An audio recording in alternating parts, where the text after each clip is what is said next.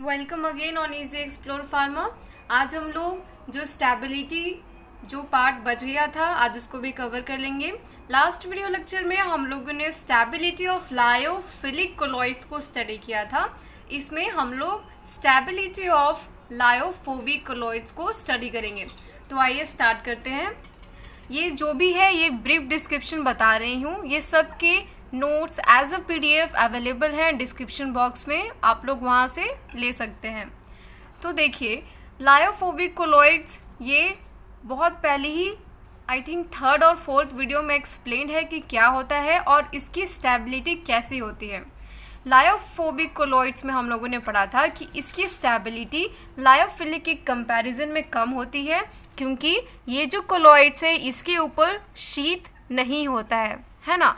तो अब हम लोग को देखना है कि अगर हम लोग इसमें इलेक्ट्रोलाइट्स को ऐड करेंगे, ट्रेसेस ऑफ इलेक्ट्रोलाइट्स को ऐड करेंगे, इलेक्ट्रोलाइट्स को रिमूव करेंगे या फिर अपोजिट चार्ज इलेक्ट्रोलाइट्स को ऐड कर देंगे तो इसकी स्टेबिलिटी पे क्या फ़र्क पड़ेगा।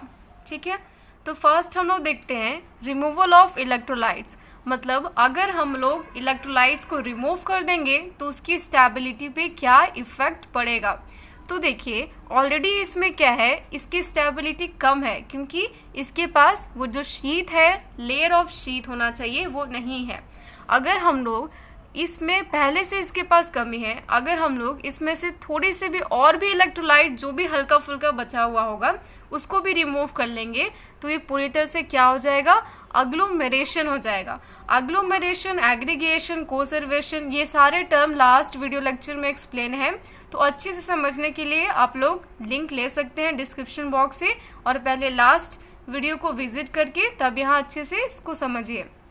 जैसे ही ट्रेसेस ऑफ इलेक्ट्रोलाइट्स को भी रिमूव करेंगे ये क्या हो जाएगा, वो जो पार्टिकल्स हो जाएंगे अग्लोमेरेशन हो जाएगा और जो पार्टिकल जाके एट द बॉटम जाके सेटल कर जाएंगे और पूरी तरह से कोलॉइड कैसा हो जाएगा, अनस्टेबल बन जाएगा। सेकेंड पार्ट ये है कि अगर हम लोग एक्सेस ऑफ इलेक्ट्रोलाइट्स को ऐड करेंगे तो क्या इफेक्ट पड़ेगा।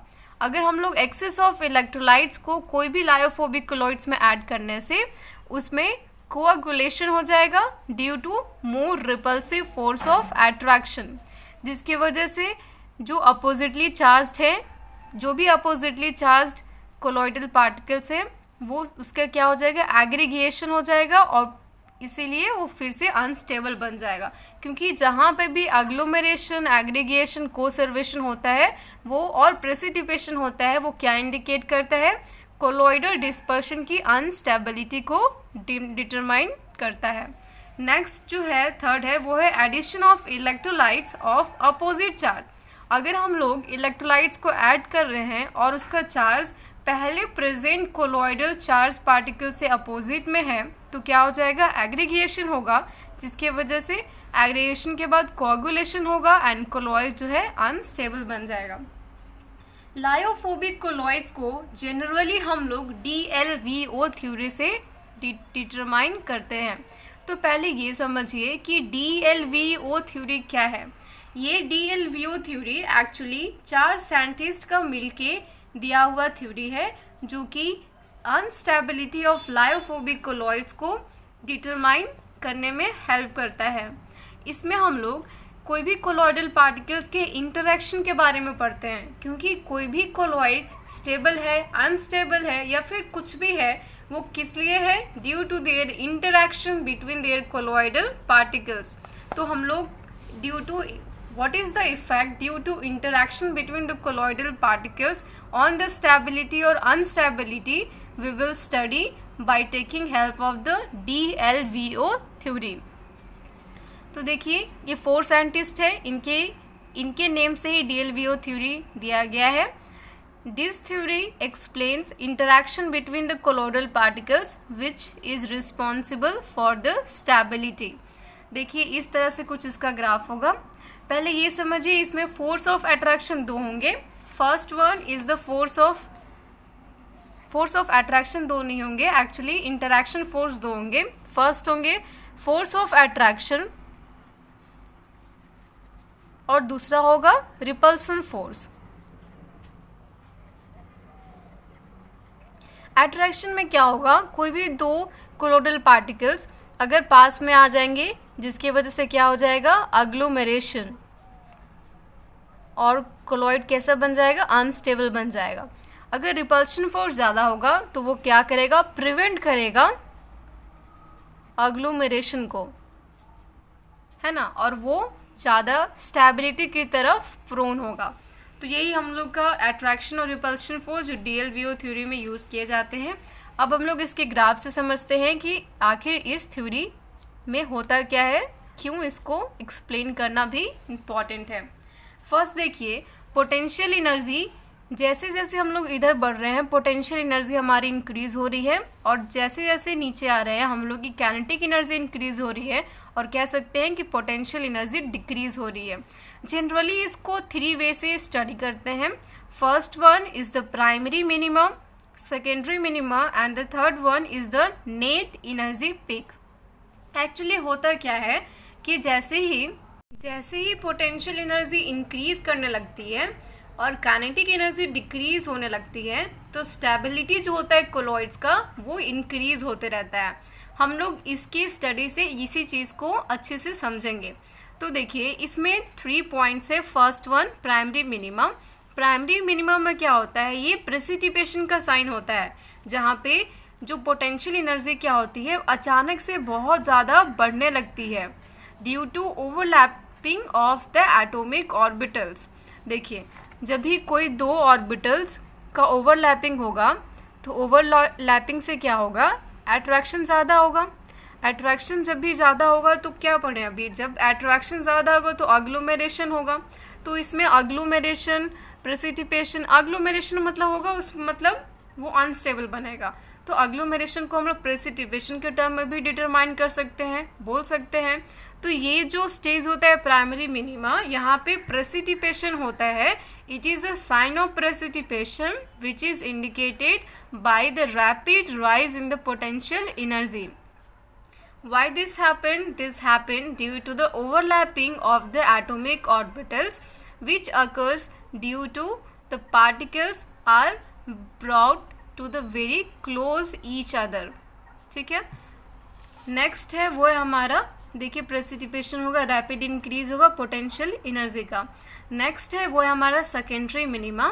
सेकेंडरी मिनिमा ये हम लोग को, इसमें एग्रीगेशन होता है, इसमें प्रेसिपिटेशन के कारण अनस्टेबल था। इसमें क्या होगा कि इसमें रिपल्सिव फोर्स एग्जिस्ट करेगा, इसमें अट्रैक्शन फोर्स एग्जिस्ट कर रहा था, इसमें रिपल्सिव फोर्स एग्जिस्ट होगा, जिसकी वजह से पार्टिकल्स का क्या होगा, एग्रीगेशन हो जाएगा पार्टिकल्स का। इसमें क्या होता है कि जैसे जैसे हमारा काइनेटिक एनर्जी इंक्रीज करता है, रेट ऑफ कोआगुलेशन भी इंक्रीज करता है, और कह सकते हैं कि रेट ऑफ कोआगुलेशन इंक्रीज करता है by decreasing the height of the potential barrier. Potential barrier का हाइट क्या होता है अभी जस्ट बता दूंगी, बस अभी इतना ही समझिए कि जैसे जैसे काइनेटिक एनर्जी इंक्रीज होगा कोआगुलेशन रेट भी इंक्रीज होगा। तो देखिए प्राइमरी मिनिमम में क्या होता है कि प्राइमरी मिनिमम जनरली डिनोट करता है प्रेसिपिटेशन को, कि जैसे जैसे हमारा पोटेंशियल बैरियर बढ़ेगा और पोटेंशियल एनर्जी बढ़ेगा, रैपिड राइज होगा प्रेसिपिटेशन में, और कह सकते हैं कि ये अट्रैक्शन फोर्स को बताता है। जैसे ही 2 ओवरलैपिंग होगा 2 ऑर्बिटल्स में, क्या हो जाएगा, अट्रैक्शन प्रीडोमिनेंट हो जाएंगे, और जैसे ही अट्रैक्शन फोर्स डोमिनेंट होगा वहाँ पे क्या होगा, प्रेसिपिटेशन होगा। ऑफ कोर्स क्योंकि जैसे ही इसमें अट्रैक्शन प्रीडोमिनेट करेगा, ये धीरे धीरे क्या हो जाएगा, नीचे में आके बैठ जाएगा और प्रेसिपिटेट हो जाएगा, है ना।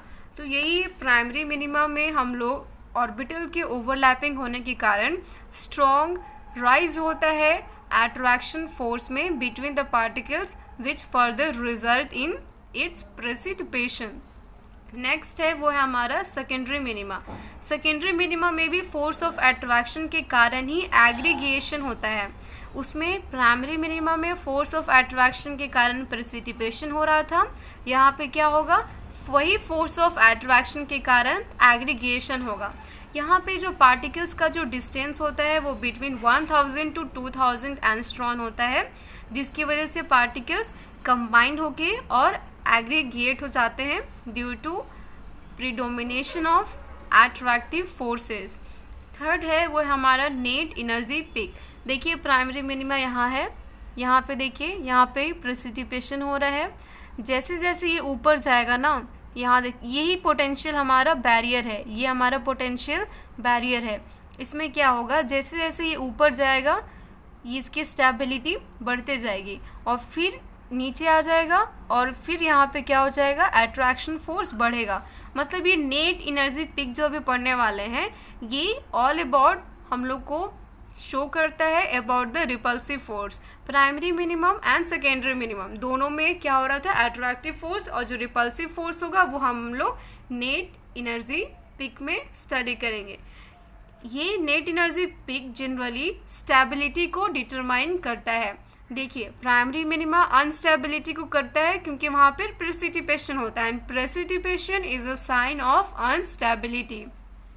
सेकेंडरी मिनिमा भी अनस्टेबिलिटी को डिटरमाइन करता है बिकॉज वहाँ पे भी क्या होगा, एग्रीगेशन होगा। लेकिन ये जो नेट एनर्जी पिक है ये स्टेबिलिटी को डिटरमाइन करता है। It is a sign of stability due to the predomination of repulsive force between the particles. इसमें क्या होता है कि जो जीटा पोटेंशियल होता है वो पॉजिटिव होगा, जिसकी वजह से जो ब्रोनियन मोशन होगा वो बहुत जल्दी फास्ट होगा और हम लोग कह सकते हैं कि वो बहुत ही ज़्यादा हाई अमाउंट में रहेगा, जो प्रोवाइड करेगा कोई भी कोलॉइड्स को स्टेबिलिटी।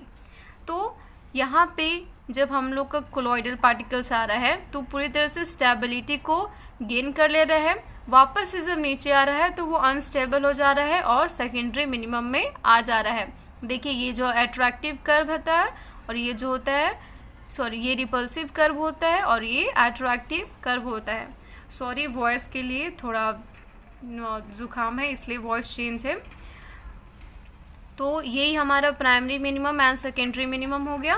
तो इसी के साथ बस इतना ही था हमारा स्टेबिलिटी में। इसी के साथ stability of lyophilic and lyophobic colloids भी ख़त्म हो जाता है। नेक्स्ट वीडियो लेक्चर में हम लोग नेक्स्ट यूनिट स्टार्ट करेंगे, that is rheology and deformation of the solid. Thank you for watching.